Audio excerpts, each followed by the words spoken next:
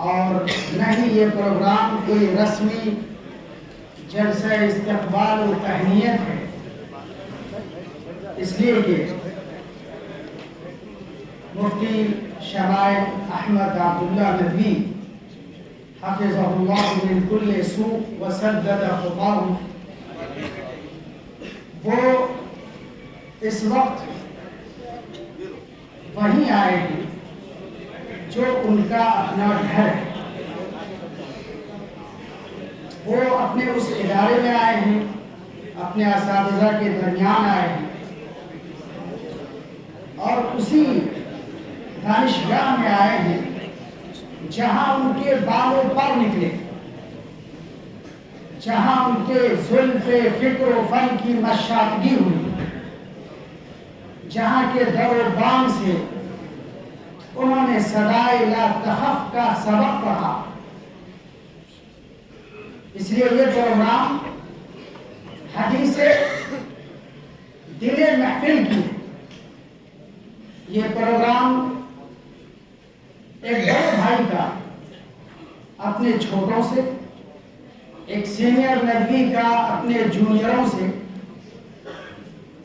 دل کی بات کہنے کا اور کرنے کا ہے، اور اپنے ان امنگوں اور جذبات کو کھولنے کا ہے جس کے وہ کبھی امین رہے تھے، اسی در و دیوار میں، اسی مسجد میں، اور یہاں کے ہاسٹلوں میں، اور یہاں کی لائبریری میں، اور یہاں کے دارالمطالعے میں، اور یہاں کے درجوں میں۔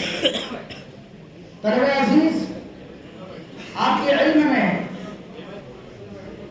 کہ یہ آخری دن، آخری کتاب اور آخری پیغمبر صلی اللہ علیہ وسلم کے ساتھ ساتھ یہ آخری امت بھی مبعوث کی گئی ہے۔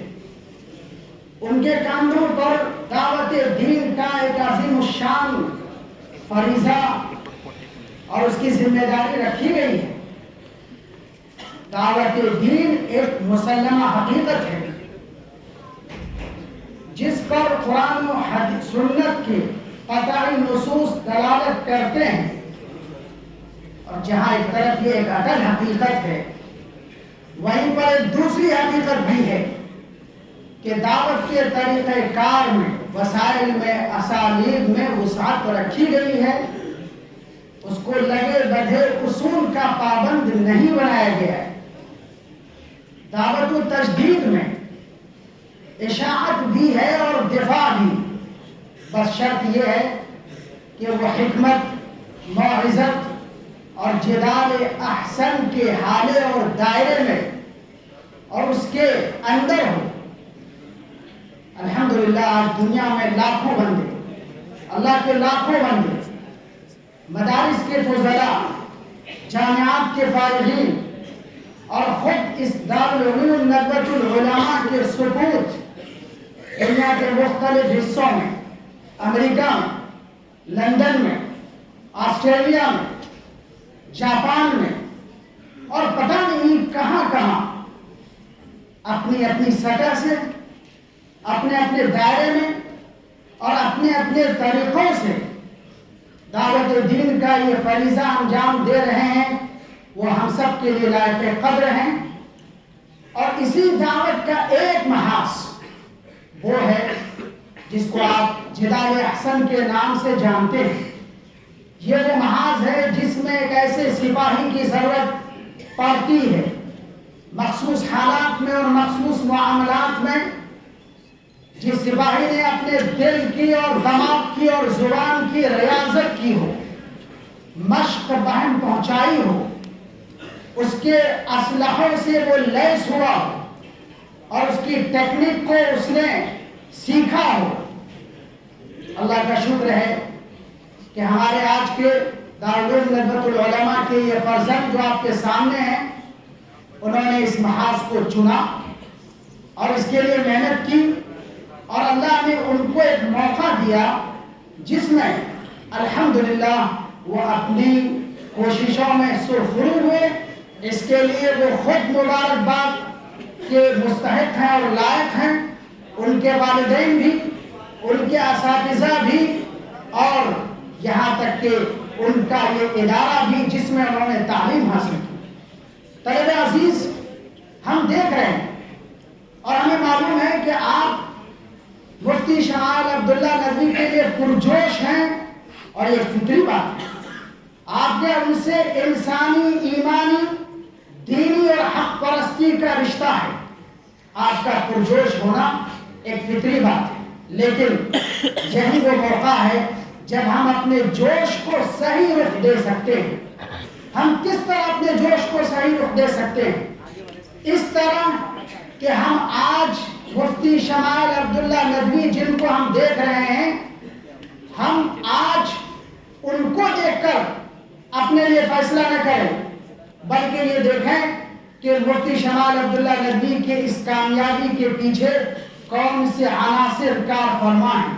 یاد رکھیے، من لم تکن لہ بدایۃ محرقہ لم تکن لہ نہایۃ مشرقہ، جس کا آغاز جاں غسل، جاں سوز اور محنت سے بھرپور نہ ہو، اس کا انجام تابناک نہیں ہو سکتا۔ مفتی شمائل عبداللہ ندوی نے جو یہاں وقت گزارا ندوی میں، آپ کو جاننے کی ضرورت ہے، اور ان کو شاید اس بات سے خوشی ہو کہ آپ اس کو جانیں کہ انہوں نے یہاں یہ وقت کیسے گزارا۔ میں جہاں تک سمجھتا ہوں کہ 4 عناصر ہیں، اگرچہ یہ بالکل صحیح ہے کہ کسی کے سامنے اس کی تعریف نہ کی جائے، لیکن اگر اس تعریف کا کسی کو فائدہ ہو تو شاید اس کی گنجائش نکل سکتی ہے۔ اس لیے میں عرض کروں گا کہ کم از کم 4 عناصر ان کی طالب علمی کی زندگی کے ہیں۔ ہو سکتا ہے اس میں اگر مجھے سمجھنے میں کوئی غلط فہمی ہو تو مفتی صاحب خود ابھی اس کی تصحیح فرما سکتے ہیں۔ نمبر 1، مقصدیت۔ وہ عالیہ ثالثہ میں یہاں داخل ہوئے اور پھر رابعہ، علیہ اولیٰ، علیہ ثانیہ، تفسیر سے اختصاص کیا انہوں نے، اور پھر تدریب افتاء تک کی تعلیم حاصل کی۔ اس پورے عرصے میں ایک چیز ان پر حاوی رہی، اور وہ ہے مقصدیت، ٹارگٹ۔ کیا تھا ٹارگٹ؟ اپنے آپ کو اسلام کی خدمت اور سربلندی کے لیے مسخر کرنا اور وقف کرنا۔ آپ یہ نہ سمجھیں کہ یہ میں ایک چلتا جملہ بول رہا ہوں، میرے اس کہنے کے پیچھے کوئی نہ کوئی اس کی دلیل ہے، کوئی ثبوت ہے۔ بہرحال یہ ان کا مقصد رہا، اور اس مقصد سے وہ سرے منہ انہوں نے انحراف نہیں کیا، چمٹے رہے، اور اس کے لیے جو کچھ بن سکتا تھا اس کے لیے انہوں نے کیا، اور اسی مقصد کے تحت ان کا یہ بھی فیصلہ تھا یا ارادہ تھا کہ وہ مدینے جا کر تعلیم حاصل کریں گے، لیکن نہیں ہوا، اللہ کو مقدر نہیں تھا، اللہ نے ان کے لیے کوئی اور میدان منتخب کیا تھا اور مقدر کر رکھا تھا۔ تو پہلی چیز مقصدیت، یہ آپ کے لیے اپنے جوش کو صحیح رخ دینے کا پہلا پوائنٹ، مقصدیت۔ دوسرے نمبر پر زبان شناسی اور زبان دانی۔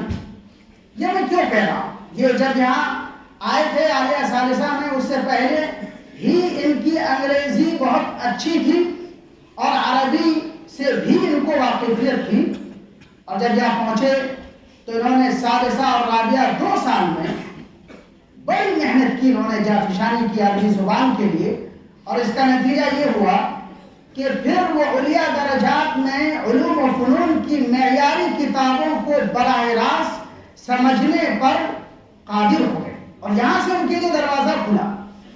اس لیے طلبہ عزیز سے میں یہ گزارش کروں گا، اور میں کہتا بھی ہوں، اور کہ سب سے پہلے وہ ٹول اور وہ ذریعہ حاصل کرنا جس کے ذریعے سے آپ آگے جو میدان منتخب کرنا چاہتے ہیں اور کمال حاصل کرنا چاہتے ہیں، ان کی بنیادوں کو اگر آپ گرفت میں لانا چاہتے ہیں تو اس کے لیے آپ کو زبان پر اپنی گرفت مضبوط کرنی پڑے گی۔ اور یہی نتیجہ تھا کہ انہوں نے اس میدان میں بھی محنت کی اور کامیاب ہوئے، اور یہاں تک کہ نادر عربی کے ذمہ داروں میں بھی رہے، فعال اور متحرک ذمہ داروں میں بھی رہے، اور شاید آپ کو یہ نہیں پتا ہوگا کہ غالباً ان کا اختصاص کا دوسرا سال تھا جب یہ ایمبیسی، سعودی ایمبیسی سے وہاں سے عربی زبان میں تقریر کا ہندوستان گیر سطح پر مقابلہ ہوا تھا، تو یہ بھی شریک ہوئے ندوے کے اور طلباء کے ساتھ اپنے اساتذہ کی رہنمائی میں، اور ماشاءاللہ وہاں پر انہوں نے پہلا مقام حاصل کیا، اول پوزیشن حاصل کی۔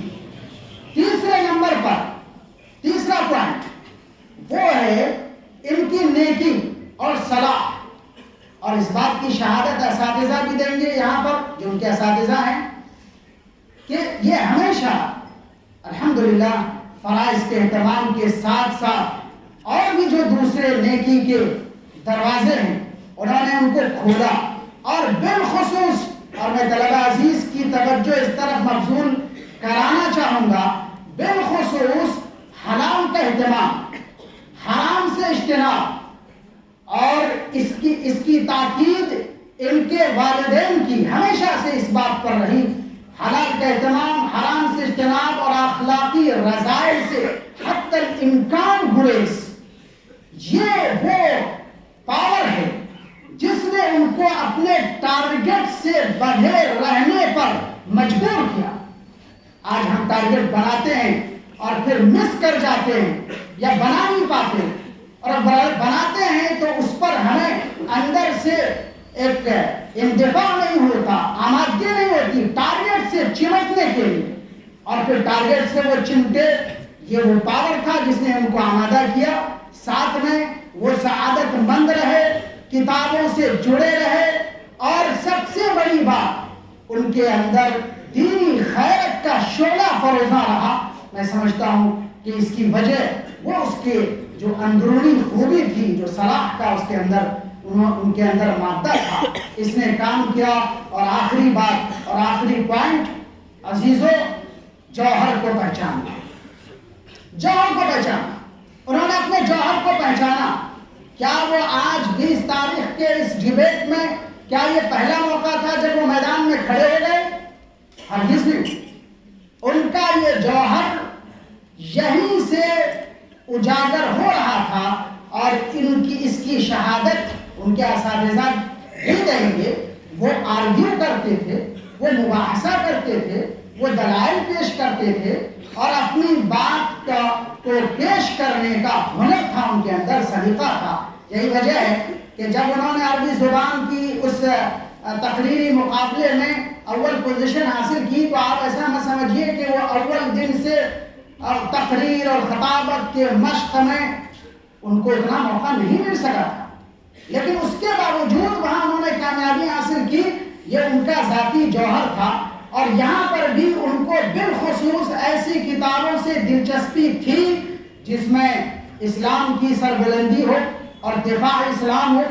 مجھے شاید یاد ہے، اگر میں صحیح ہوں، کہ سبھی سالے ڈاکٹر سبھی سالے کی کتاب مباحث فی علوم القرآن بڑی دلچسپی سے انہوں نے پڑھا، تفسیر میں اختصاص کیا، اس پہلو سے ان کی دلچسپی برقرار رہی، اور یہاں سے فارغ ہونے کے بعد انہوں نے فوراً اپنے اس جوہر کو تلاش کر کے اس کو صحیح رخ دیا، اور پھر اس کے لیے جس ٹول کی ضرورت تھی اور جن ایکسپرٹس کی ضرورت تھی، جس میں کوئی شک نہیں کہ ڈاکٹر مفتی یاسر ندیم واجدی صاحب سے انہوں نے اس میدان میں استفادہ کیا اور اس کا فائدہ پہنچا، اور اس طرح وہ اپنے آپ کو اس قابل بنا سکے کہ اس محاذ پر ان کو کامیابی حاصل ہو سکی۔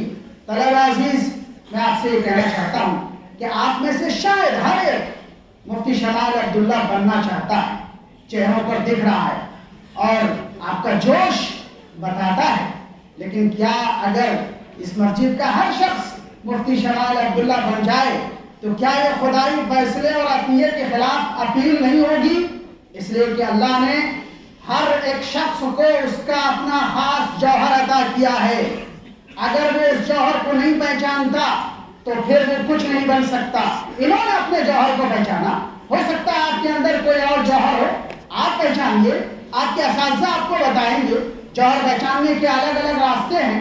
کبھی انسان خود اپنے جوہر کو پہچانتا ہے۔ حضرت یوسف علیہ السلام نے کیا کیا تھا؟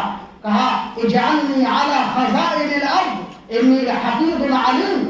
کہ مجھے خزانوں کا مالک بنا دیجئے، ذمہ دار بنا دیجئے، میں اس کے لیے اہل ہوں، میں امانت دار بھی ہوں اور اس کی نگرانی کر سکتا ہوں۔ اور اسی طرح آپ دیکھیے حضرت موسیٰ کے لیے حضرت شعیب کی دختر نیک اختر نے کیا کہا تھا؟ یا ابت استأجرہ ان خیر من استأجرت القوی الامین۔ یہ کیا تھا؟